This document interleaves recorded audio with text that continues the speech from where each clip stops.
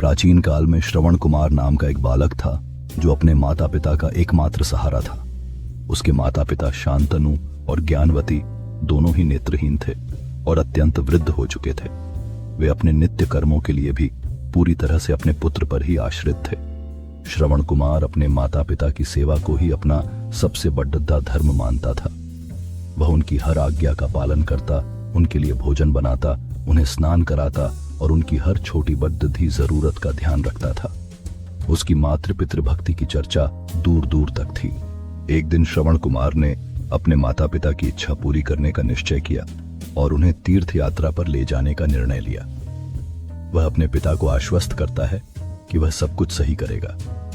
अपने माता पिता की खुशी के लिए श्रवण कुमार ने कठिनाइयों का सामना करने का साहस जुटाया। श्रवण कुमार ने अपने माता पिता को सावधानी से उस छोटे से गाड़ी पर बिठाया और यात्रा की शुरुआत की। रास्ते में उन्होंने अनेक कठिनाइयों का सामना किया, लेकिन श्रवण कुमार की निश्चयात्मकता और प्यार ने उन्हें आगे बढ़ने का साहस दिया। एक दिन उसके माता पिता ने इच्छा व्यक्त की कि वे अपने जीवन के अंतिम पिड़िडाव में 4 धामों की तीर्थ यात्रा करना चाहते हैं। उन्होंने कहा, पुत्र, हमारी अंतिम इच्छा यही है कि हम मरने से पहले तीर्थों के दर्शन कर लें। उसका बेटा, जो उनकी इच्छा पर विचार करता है, सोचते हुए दरवाजे पर खड़ा है। उसके चेहरे पर प्रेम और चिंता का मिश्रण है। एक दृश्य में एक ट्रेन सुंदर पृष्ठभूमि के साथ तीर्थ स्थलों की ओर यात्रा शुरू करती है। परिवार एक साथ घर के सामने इकट्ठा होकर बैग पैक कर रहा है। उनके चेहरों पर मुस्कान और उत्साह है। एक हवाई दृश्य में आध्यात्मिक स्थान पर भक्त प्रार्थना और अनुष्ठान करते हुए तीर्थ यात्रा के पवित्र वातावरण को उजागर करता है। परिवार के सदस्य एक प्रसिद्ध मंदिर के प्रवेश द्वार पर खड़े हैं। पारंपरिक कपड़ों में उनके चेहरों पर श्रद्धा और उत्साह का भाव है। एक नजदीकी तस्वीर में दंपति के हाथ प्रार्थना में जुड़े हुए हैं। उनके चेहरे पर शांति और संतोष की झलक है। बुजुर्ग दंपति मंदिर के बाहर एक पत्थर की बेंच पर बैठकर कहानियां और हंसी साझा कर रहे हैं। चारों ओर तीर्थ स्थल का जीवंत वातावरण है। एक पैनोरामिक दृश्य में दंपति पर्वतों की ओर देखते हुए आकाश की ओर निहारते हैं, अपने जीवन के सफर और प्राप्त आशीर्वाद पर विचार करते हुए। श्रवण कुमार घने जंगल से होकर चल रहा था। कांवद्धा उसके कंधों पर संतुलित थी। उसकी भौतिक थकान को छिपाने के लिए वह रास्ते पर ध्यान केंद्रित कर रहा था। एक विशाल पेड़ के नीचे श्रवण कुमार आराम करता है, जबकि उसके माता पिता टोकरियों में से मुस्कुरा रहे हैं, श्रवण की मेहनत और समर्पण के लिए आभार और गर्व प्रकट कर रहे हैं। अपने माता पिता की इस इच्छा को सुनकर श्रवण कुमार चिंता में पुडीर गया। उस समय यात्रा के लिए न तो कोई सुगम मार्ग थे और न ही कोई साधन। उसके माता पिता चलने फिरने में भी असमर्थ थे, लेकिन श्रवण ने अपने माता पिता की इच्छा को पूरा करने का दृढ़ निश्चय किया। उसने बांस की एक मजबूत कांवद्ध हमाई बनाई और उसके दोनों किनारों पर 2 बद्धी टोकरियां बांध दी। उसने एक टोकरी में अपनी माता को और दूसरी में अपने पिता को बिठाया और उस कामबद्धी को अपने कंधे पर उठाकर तीर्थ यात्रा के लिए निकल पड़ा। यह एक अत्यंत कठिन यात्रा थी। श्रवण कुमार नंगे पैर कांटों और पत्थरों से भरे रास्तों पर चलता, घने जंगलों और ऊंचे पर्वतों को पार करता, लेकिन उसके चेहरे पर थकान का कोई भाव नहीं होता था। उसे अपने कंधे पर बैठे माता पिता का भार नहीं, बल्कि सौभाग्य प्रतीत होता था। जब भी उसके माता पिता को भूख या प्यास लगती, वह कांवद्धा नीचे रखकर उनके लिए फल और जल का प्रबंध करता। वह उन्हें तीर्थों की कहानियां सुनाता और उनका पूरा ध्यान रखता। उसके माता पिता अपने पुत्र की ऐसी सेवा और भक्ति देखकर मन ही मन उसे आशीर्वाद देते रहते। जैसे जैसे वह यात्रा करता गया, उसके माता पिता की आशीर्वादों की शक्ति उसे और भी साहस देती गई। श्रवण कुमार अपनी निरीह मुस्कान के साथ अपने माता पिता को यह बताने में लगा रहा कि वे कितने विशेष हैं। रास्ते में उसने देखा कि अन्य लोग भी उसकी इस अद्भुत सेवा और समर्पण की सराहना कर रहे थे। उसके दिल में अपने माता पिता के प्रति श्रद्धा और प्रेम की एक नई लहर उमड़ रही थी। कई महीनों तक यात्रा करने के बाद एक दिन वे अयोध्या के पास एक घने वन से गुजर रहे थे। शाम का समय था और उसके माता पिता को तीव्र प्यास लगी। उन्होंने श्रवण से जल लाने के लिए कहा। श्रवण ने कामवद्ध को एक पेड़ की छाया में रखा और अपना तुम्बा जलपात्र लेकर पास में बह रही सरयू नदी की ओर चल दिया। जैसे ही श्रवण नदी के पास जल भर रहा था, अचानक जंगल में हलचल मच गई और जंगली जानवरों की आवाजें सुनाई दी। श्रवण ने डरते डरते देखा कि एक बड़ा हिरण धीरे धीरे पेड़ों के बीच से निकला। उसकी आंखें श्रवण पर टिक गईं। श्रवण की आंखों में आश्चर्य झलकने लगा जब हिरण उसकी ओर धीरे धीरे बढ़ने लगा, जैसे कि वह दोस्ती का इशारा कर रहा हो। श्रवण ने अपने हाथ को धीरे धीरे हिरण की ओर बढ़ाया, जैसे कि वह उस पर भरोसा कर रहा हो, और हिरण उसकी नजदीकियों में रुचि दिखा रहा था। हिरण ने श्रवण के हाथ को धीरे से अपनी नाक से छुआ, जिससे दोनों के बीच एक गर्माहट भरा संबंध बन गया। श्रवण अब नदी के किनारे घुटने टेककर हिरण के साथ बातचीत कर रहा था, इस अद्भुत पल में जंगल की शांति का अनुभव करते हुए। जैसे ही सूरज क्षितिज के नीचे डूबता है, एक समूह में पक्षियों का उड़ना इस मनमोहक दृश्य को और भी खास बना देता है। उस समय अयोध्या के राजा दशरथ भी उसी वन में आखेट के लिए आए हुए थे। वे शब्द भेदी बाण चलाने में निपुण थे, अर्थात वे केवल ध्वनि के आधार पर लक्ष्य को भेद सकते थे। जब श्रवण ने नदी में अपना तुम्बा डुबोया तो पानी भरने से गुर्र गुर्र की ध्वनि हुई। राजा दशरथ की सुनने की क्षमता ने उन्हें एक अद्वितीय शिकारी बना दिया था। जैसे ही उन्होंने नदी में श्रवण के तुम्बे की ध्वनि सुनी, उनका ध्यान उस दिशा में केंद्रित हो गया। राजा ने अपने शिकार का पीछा करते हुए धीरे धीरे कदम बढ़ाए। उनकी नजर पानी में उत्पन्न हलचल पर थी। जैसे ही वे निकट पहुंचे, एक नया रहस्य उनके सामने था। राजा दशरथ ने जैसे ही एक तेज आवाज सुनी, उनकी अंगुलियां तीर पर मजबूती से दब गईं। पल भर में वे जानते थे कि यह मौका उन्हें चूकना नहीं था। राजा ने तीर छोड़ दिया और उसने लक्ष्य को भेद दिया। स्वर्णिम धूप में चमकते हुए तीर ने जंगल की शांति को तोड़ दिया। राजा दशरथ अपने शिकार की ओर बढ़ते हुए गर्व से भरे हुए कदमों के साथ आगे बढ़े। जंगल की चुप्पी ने अब एक नई कहानी कहना शुरू कर दी थी। राजा दशरथ को लगा कि कोई जंगली हाथी नदी में पानी पी रहा है। उन्होंने बिना देखे ही ध्वनि की दिशा में अपना शब्द भेदी बाण चला दिया। बाण सीधा श्रवण कुमार के सीने में जा लगा। श्रवण के मुख से एक दर्द भरी चीख निकली, आह! मां! पिताजी! श्रवण कुमार की दर्द भरी चीख जंगल में गूंज उठी और राजा दशरथ को अपनी गलती का एहसास हुआ। उनके मन में पछतावा और भय समा गया जब उन्होंने समझा कि उन्होंने एक निर्दोष प्राणी को मार दिया। श्रवण की मां अपने बेटे की ओर दौड़ती हैं। उनके आंसुओं से भरे चेहरे पर दर्द साफ नजर आता है।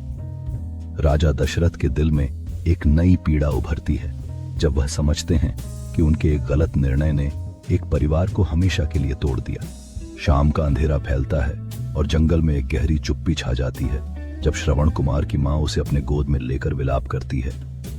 राजा दशरथ अकेले नदी के किनारे खड़े होते हैं। उनके दिल में तड़प होती है जब वह अपने बेटे और उनके साझा भविष्य की यादों में खो जाते हैं। श्रवण की मां अपने बेटे के लिए पुकारती है।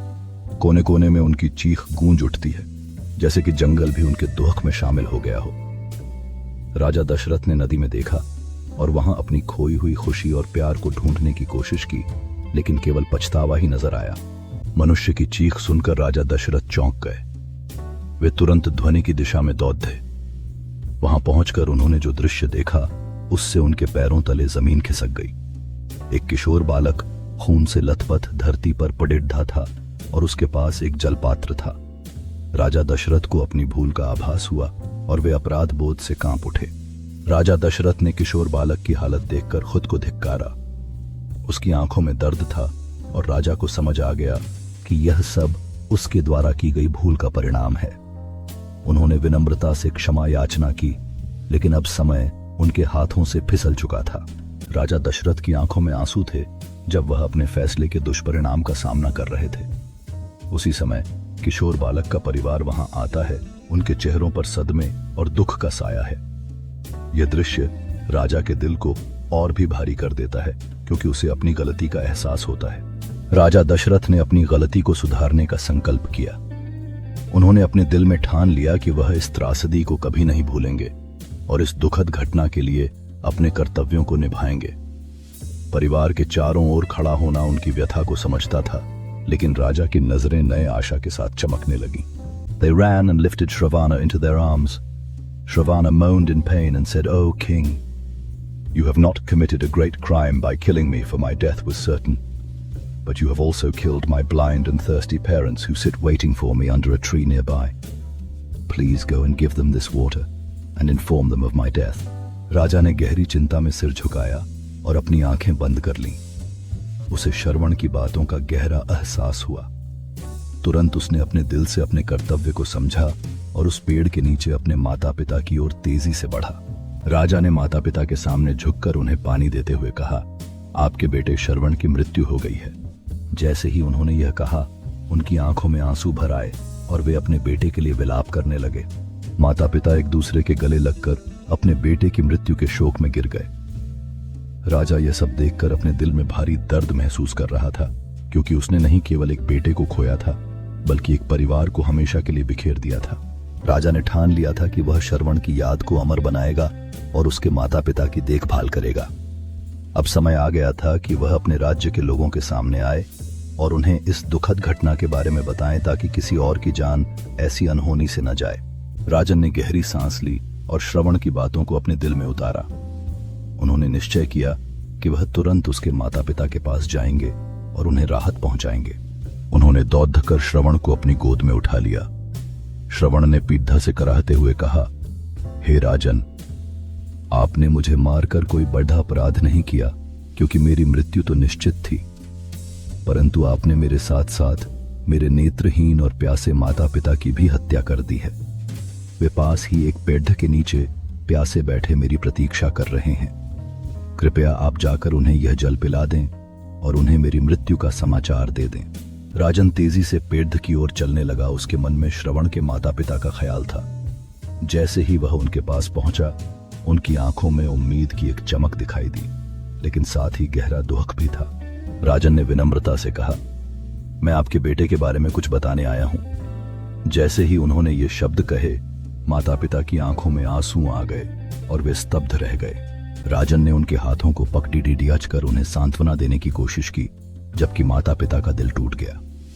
उन्होंने श्रवण के निधन की बात सुनकर अपने बेटे की यादों में खो गए। इतना कहकर श्रवण कुमार ने अपने प्राण त्याग दिए। राजा दशरथ अपराध बोध और दुख से भरे हुए कांपते हाथों से जलपात्र उठाकर श्रवण के माता पिता के पास पहुंचे। जब उन्होंने आहट सुनी तो पूछा, पुत्र, इतना विलंब क्यों हो गया? जल दो, हमारा गला प्यास से सूखा जा रहा है। राजा दशरथ ने इन शब्दों को सुनकर अपने दिल में एक गहरी पीड़ा महसूस की। उन्होंने जलपात्र को अपने कांपते हाथों से उठाया और धीरे धीरे उनके पास जाकर कहा, मैं तुम्हारे पुत्र का खून बहाने वाला हूं, मुझे क्षमा करना। श्रवण के माता पिता राजा दशरथ को देखते हैं। उनकी आंखों में विश्वासघात और गहरी वेदना की छाया है। उन्होंने कहा, तुमने हमारे पुत्र को मारा है, किस प्रकार का राजसी धर्म यह है? राजा दशरथ ने सिर झुकाकर कहा, मैंने एक पाप किया है जिसे मैं कभी माफ नहीं कर सकता। मेरी गलती ने तुम्हारे जीवन को बर्बाद कर दिया है। श्रवण के पिता ने कहा, तुम्हारी गलती ने हमारे जीवन का आधार छीन लिया। हमें तुम्हारे राजसी अनुग्रह की कोई आवश्यकता नहीं है। राजा दशरथ की आवाज सुनकर वे चौंक गए और बोले, यह तो हमारे पुत्र की आवाज नहीं है। तुम कौन हो? अंधेरे में खड़ा वह रहस्यमय व्यक्ति धीरे धीरे सामने आया और कहा, मैं आपका पुत्र नहीं हूं, लेकिन मुझे आपकी मदद की आवश्यकता है। राजा दशरथ ने गहरी सांस लेते हुए पूछा, तुम कौन हो और तुम्हें मेरी मदद क्यों चाहिए? यह सुनकर रहस्यमय व्यक्ति ने कहा, मैं एक प्राचीन राजकुमार हूं, जिसे एक भयानक श्राप से बचाने के लिए यहां आया हूं। यह सुनकर राजा दशरथ ने गहरी सोच में डूबते हुए कहा, अगर यह सच है तो मैं तुम्हारी सहायता करने का हर संभव प्रयास करूंगा। राजा दशरथ ने कहा, हम मिलकर इस श्राप का सामना करेंगे और तुम्हारे लिए एक उपाय खोजेंगे। दोनों ने एक दूसरे की ओर देखा और एक योजना बनाने का निर्णय लिया, ताकि राजकुमार को उसके श्राप से मुक्त किया जा सके। राजा दशरथ ने कहा, इस श्राप को समाप्त करने के लिए हमें इन प्राचीन ग्रंथों में से एक रहस्य खोजने की आवश्यकता है। उसने ध्यान से पढ़ते हुए कहा, यहाँ लिखा है कि केवल एक विशेष फूल की खोज करके ही इसे तोड़ा जा सकता है। राजा दशरथ ने कहा, हमें इस फूल को खोजने के लिए तुरंत जंगल की ओर निकलना होगा, समय बहुत कम है। राजा दशरथ ने रोते हुए अपना परिचय दिया और अपनी भूल की पूरी कहानी सुनाई। अपने पुत्र की मृत्यु का समाचार सुनकर वृद्ध माता पिता पर मानो वज्रपात हो गया। वे दहद्दे मारकर रोने लगे। उनका विलाप सुनकर वन के पशु पक्षी भी शांत हो गए। राजा दशरथ की कहानी सुनकर दरबार में सभी लोग स्तब्ध रह गए। उनके दिलों में गहरी करुणा और सहानुभूति का एक सागर उमड़ पड़ा। वन में सभी जीव जंतु राजा की पीड़ा को महसूस कर रहे थे और एक अद्भुत मौन छा गया था। राजा दशरथ ने अपने पुत्र राम के लिए अपने दिल की गहराइयों से विलाप किया और अपने जीवन की सबसे बड़ी गलती का एहसास किया। वृद्ध माता पिता के आंसू थमने का नाम नहीं ले रहे थे, मानो उनकी आत्माएं भी इस दुख में शामिल हो गई थीं। राजा दशरथ ने अपनी गलती स्वीकार करते हुए कहा कि वह अपने पुत्र को बचाने में असफल रहे। यह सुनकर वृद्ध माता पिता ने एक दूसरे को पकड़े रखा। उनके हृदयों में केवल पीड़ा ही पीड़ा थी, जबकि वन का सन्नाटा उनकी आंतरिक पीड़ा का साथी बन गया। राजा दशरथ की आवाज में पछतावे की गहराई थी जब उन्होंने कहा कि उनके बिना राम का जीवन अधूरा है। वृद्ध माता पिता की निगाहें क्षितिज पर थीं, मानो वे अपने खोए हुए पुत्र के लौटने की उम्मीद कर रहे थे। जबकि सूरज ढल रहा था, मानो यह भी उनके दुख को समझ रहा हो। क्रोध और दुख में भरकर श्रवण के पिता ने राजा दशरथ को श्राप दिया, हे राजन, जिस प्रकार आज हम पुत्र वियोग में तड़प दब कर अपने प्राण त्याग रहे हैं, उसी प्रकार एक दिन तुम भी पुत्र वियोग में ही अपने प्राण त्यागोगे। राजा दशरथ अब इस श्राप के प्रभाव से विवश होकर अपने भविष्य को सोचने लगे। मन में एक अकल्पनीय भय समा गया था। राजा दशरथ ने अपने राज्य के लोगों की चिंता को महसूस करते हुए यह समझा कि यदि उनके पुत्र में कुछ बुरा हुआ तो यह उनके लिए कितना दुखदायी होगा।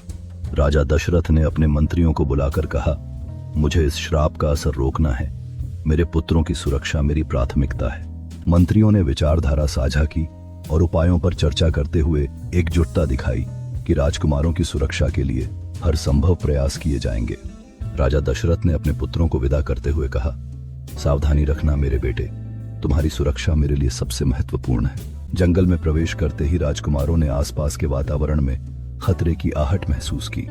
हर कदम पर उन्हें सावधान रहना था। राजकुमारों ने सामने आए खतरनाक राक्षस को देखा और तुरंत अपने अस्तित्व की रक्षा के लिए तैयार हो गए। यह लड़ाई उनके साहस का परीक्षण थी। इतना कहकर श्रवण के माता पिता ने भी वहीं अपने प्राण त्याग दिए। वर्षों बाद यही श्राप सत्य हुआ जब श्री राम के वनवास के बाद राजा दशरथ ने भी हा राम पुकारते हुए पुत्र वियोग में ही अपने प्राण त्यागे थे।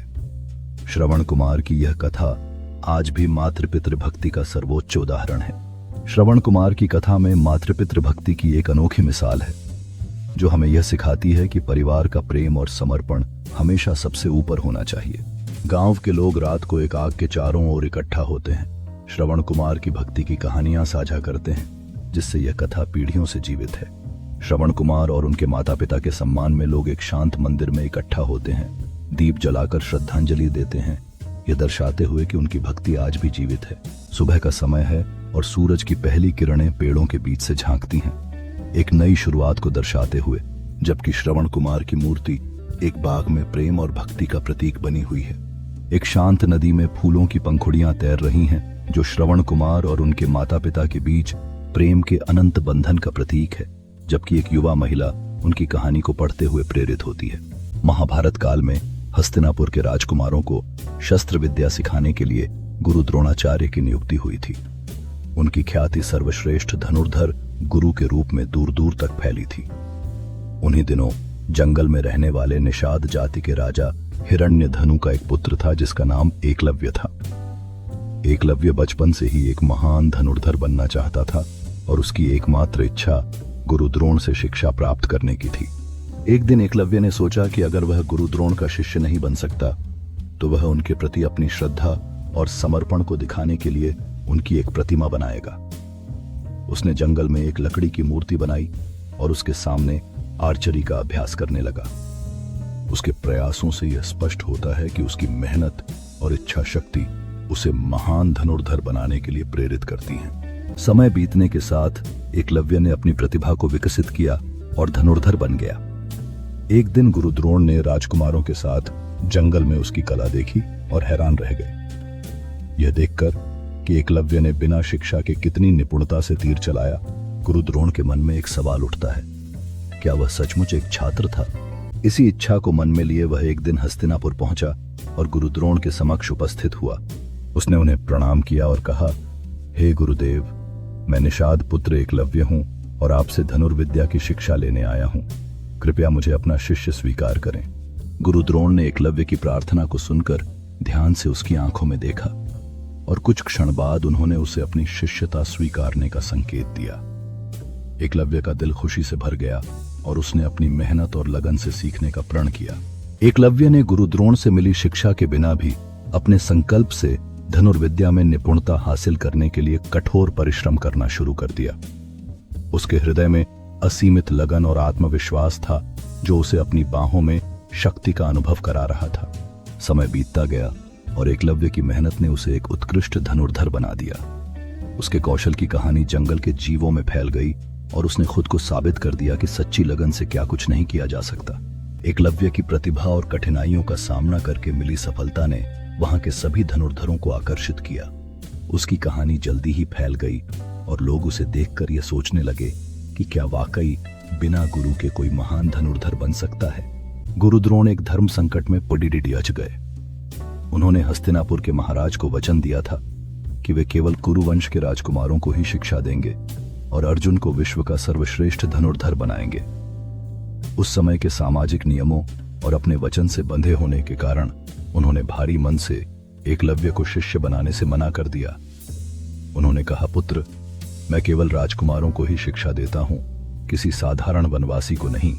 एकलव्य अपने सिर को निराशा में झुकाकर गुरु द्रोण से मुंह मोड़ता है। उसके चेहरे पर ठानी हुई और उदासी की मिश्रित अभिव्यक्ति है, जबकि वह अपने लकड़ी के धनुष को मजबूती से पकड़े हुए है। एक शांत क्षण में एकलव्य अकेले जंगल में तीरंदाजी का अभ्यास करता है। पेड़ की छाल से बने लक्ष्य पर तीर चलाते हुए अपनी दृढ़ता को दर्शाता है, अपने सामने आने वाली बाधाओं के बावजूद। एकलव्य अब एक प्रचंड संकल्प के साथ मिट्टी से गुरु द्रोण का एक प्रतिमा बनाता है और उसे अपने सामने रखता है। अपने तीरंदाजी कौशल का अभ्यास करने के लिए प्रतीक्षा करते हुए उस प्रतिमा से मार्गदर्शन मांगता है। एक नजदीकी दृश्य में एकलव्य के हाथों को धनुष की डोरी खींचते हुए दिखाया गया है। उसकी आंखों में ध्यान और दृढ़ संकल्प है, जैसे वह एक तीर छोड़ता है जो लक्ष्य पर सटीकता से लगाता है। गुरु के द्वारा अस्वीकार किए जाने पर एकलव्य को बहुत दुख हुआ, लेकिन उसकी श्रद्धा और दृढ़ संकल्प में कोई कमी नहीं आई। वह जंगल में वापस लौट आया और उसने गुरु द्रोण की एक मिट्टी की मूर्ति बनाई। उसने उसी मूर्ति को अपना गुरु मान लिया और उसके सामने ही धनुर्विद्या का अभ्यास आरंभ कर दिया। वह प्रतिदिन सुबह उस मूर्ति की पूजा करता, उससे आशीर्वाद लेता और फिर दिन रात अभ्यास में जुट जाता। उसकी एकाग्रता, लगन और गुरु के प्रति अटूट श्रद्धा ने उसे कुछ ही समय में एक असाधारण धनुर्धर बना दिया। एकलव्य की मेहनत और समर्पण ने उसे धनुर्विद्या में अद्भुत दक्षता प्रदान की और उसका नाम जंगल के आसपास फैलने लगा। उसे अपनी क्षमताओं पर गर्व महसूस होता था और वह जानता था कि उसने अपनी श्रद्धा को साकार किया है। धीरे धीरे कई लोग उसकी प्रतिभा के बारे में सुनने लगे और उसकी प्रशंसा करने लगे। जंगल में रहने वाले जीव जंतु उसकी कला को देखकर मंत्रमुग्ध हो गए और एकलव्य ने अपने धैर्य से उन्हें भी प्रेरित किया। उनकी हर तीर निशाने पर लगती थी, जिससे उसकी खुद की पहचान बन गई थी। एक दिन धनुर्विद्या के सबसे कुशल धनुर्धर के रूप में उसकी प्रसिद्धि इतनी बढ़ गई कि गुरु द्रोण भी उसकी प्रतिभा के बारे में सुनने लगे। एक दिन गुरु द्रोण अपने शिष्यों यानी पांडवों और कौरवों को लेकर आखेट के लिए उसी जंगल में आए। उनके साथ उनका एक कुत्ता भी था। जब वे अभ्यास कर रहे थे तो कुत्ता भटकते हुए एकलव्य के आश्रम के पास पहुंच गया। एकलव्य को ध्यान में लीन देखकर कुत्ता भौंकने लगा, जिससे उसके अभ्यास में विघ्न पड़ रहा था। एकलव्य का ध्यान भंग हुआ और उसने कुत्ते को फटकारने की कोशिश की, लेकिन कुत्ता अब भी भौंकता रहा। गुरु द्रोण ने यह देखा और उनके मन में एक विचार आया कि एकलव्य का कौशल निखारना चाहिए। एकलव्य ने अपनी ऊर्जा जुटाई और एक बार फिर अपने लक्ष्य पर ध्यान केंद्रित करने की कोशिश की। गुरु द्रोणाचार्य ने देखा कि एकलव्य में अपार क्षमता है और उन्होंने उसे मार्गदर्शन देने का निर्णय लिया।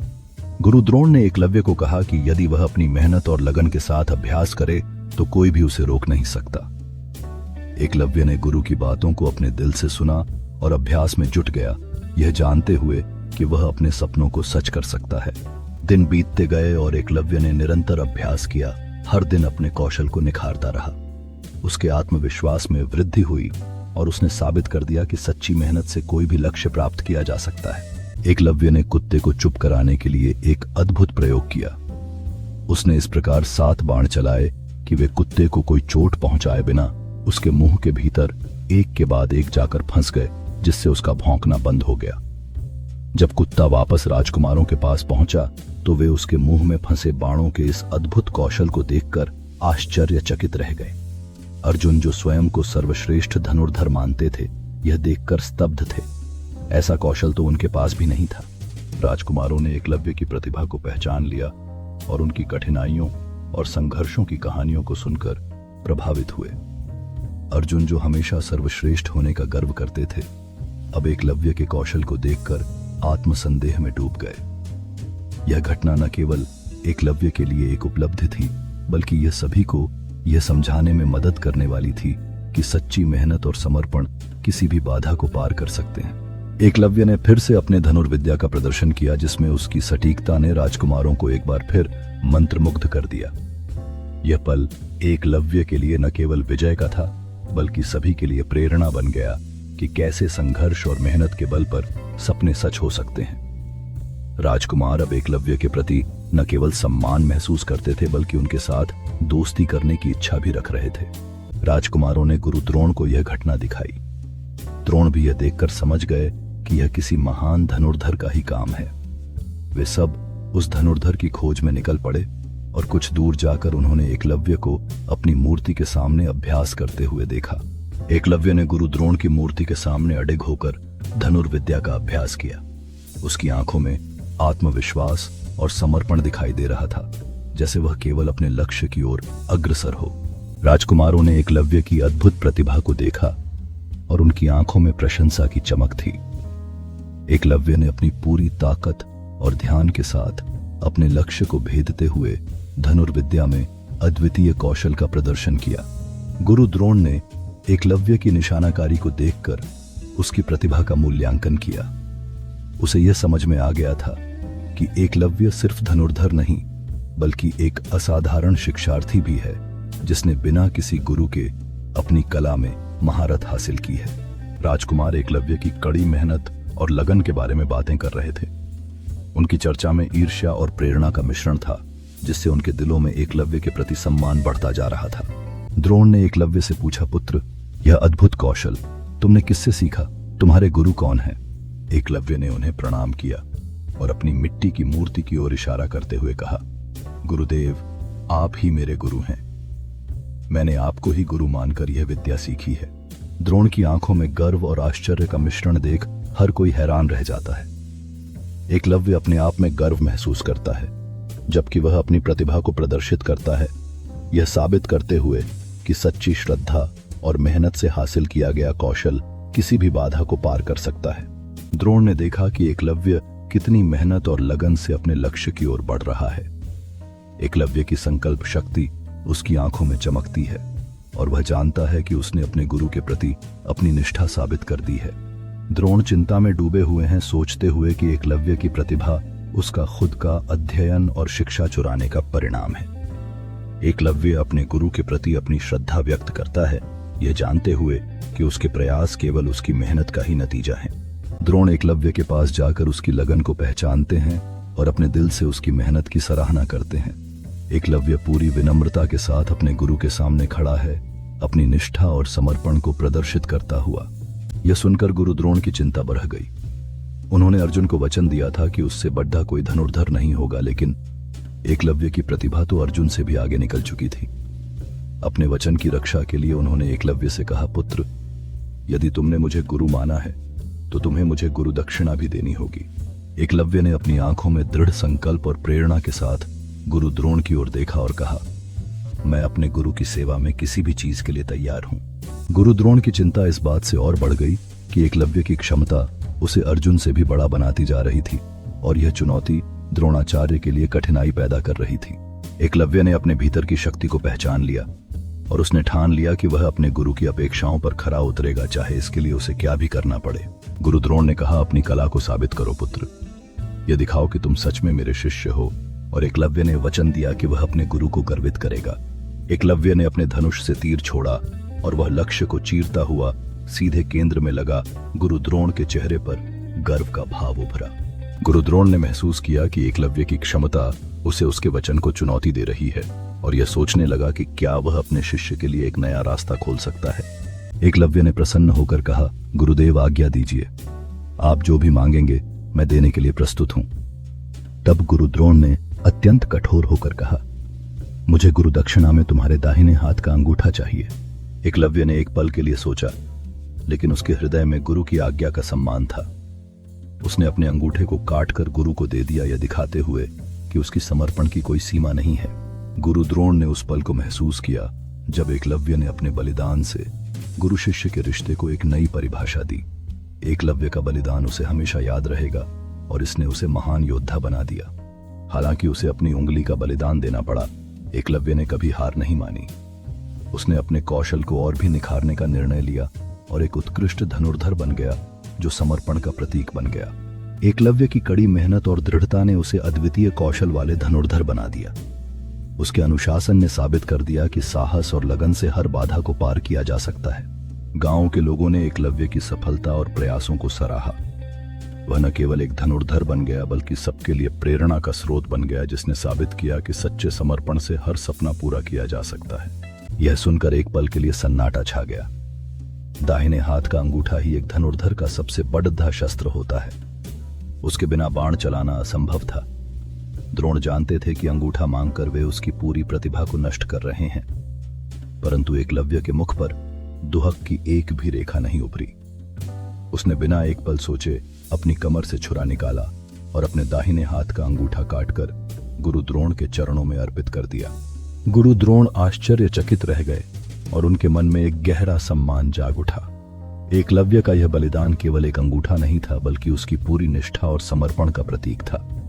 देखिए कैसे वह अपने गुरु के प्रति अपनी श्रद्धा को इस अद्वितीय तरीके से प्रकट करता है। अन्य शिष्य चकित होकर यह दृश्य देख रहे थे। उनकी आंखों में एकत्रित हो रहा था सम्मान और भय। यह बलिदान एकलव्य की असाधारण क्षमता का अंतिम प्रमाण था, जिसने उसे एक सच्चे धनुर्धर बना दिया। गुरु द्रोण के चेहरे पर गर्व और पछतावे का मिलाजुला भाव था। उन्होंने महसूस किया कि एकलव्य की निष्ठा ने उसे अद्वितीय बना दिया था। अब वह अपनी बाईं हाथ से धनुर्विद्या में निपुणता हासिल करने के लिए समर्पित हो गया था। यह सुनकर एक पल के लिए सन्नाटा छा गया। दाहिने हाथ का अंगूठा ही एक धनुर्धर का सबसे बड़ा शस्त्र होता है। उसके बिना बाण चलाना असंभव था। द्रोण जानते थे कि अंगूठा मांगकर वे उसकी पूरी प्रतिभा को नष्ट कर रहे हैं, परंतु एकलव्य के मुख पर दुहक की एक भी रेखा नहीं उभरी। उसने बिना एक पल सोचे अपनी कमर से छुरा निकाला और अपने दाहिने हाथ का अंगूठा काटकर गुरु द्रोण के चरणों में अर्पित कर दिया। गुरु द्रोण ने एकलव्य की निस्वार्थ भक्ति को देखा और उनकी आंखों में गर्व का मिश्रण था। यह बलिदान किसी साधारण कार्य से अधिक था। यह एक शिष्य की अपनी पूरी क्षमता के लिए किए गए अद्भुत बलिदान का प्रतीक था। एकलव्य ने अपने गुरु की दी हुई शिक्षा को आत्मसात करते हुए दिन रात अभ्यास करना शुरू कर दिया। उसने दिखा दिया कि शारीरिक कमी भी उसके सामर्थ्य को नहीं रोक सकती। उसकी मेहनत और संकल्प ने उसे एक महान धनुर्धर बना दिया। एकलव्य का नाम अब पूरे राज्य में गूंजने लगा। उसने अपनी कड़ी मेहनत और लगन से साबित कर दिया कि सच्चे संकल्प और अभ्यास से कोई भी बाधा पार की जा सकती है। गुरु द्रोण अपने वचन की रक्षा करके संतुष्ट थे, लेकिन एकलव्य के इस महान त्याग और गुरु भक्ति के सामने उनका मस्तक भी झुक गया। एकलव्य की यह कहानी आज भी गुरु भक्ति, दृढ़ निश्चय और निस्वार्थ त्याग का एक अद्वितीय उदाहरण है। एकलव्य ने दिन रात अपने गुरु का स्मरण करते हुए अपनी कला में निपुणता हासिल की। उनका समर्पण और कठिन परिश्रम देखकर गुरु द्रोण का हृदय गर्व से भर गया। एकलव्य की मेहनत ने उसे हर चुनौती को पार करने में सक्षम बना दिया और उसकी अद्भुत क्षमताओं की चर्चा दूर दूर तक होने लगी। लोग उसकी प्रतिभा देखकर आश्चर्यचकित थे और वह सभी के लिए प्रेरणा का स्रोत बन गया। जैसे जैसे एकलव्य की प्रसिद्धि बढ़ी, उसने कभी भी अपने गुरु की शिक्षाओं को नहीं भूला। वह हमेशा अपनी साधना और विनम्रता को प्राथमिकता देता रहा, जो उसकी सच्ची महानता का प्रतीक बन गया। गुरु द्रोण ने एकलव्य की सफलता पर गर्व महसूस किया, लेकिन उनके प्रति अपने वचन का पालन न कर पाने के कारण मन में एक अजीब सा दुहक भी था। यह कहानी केवल कौशल की नहीं बल्कि गुरु शिष्य के रिश्ते के गहरे अर्थ की भी है।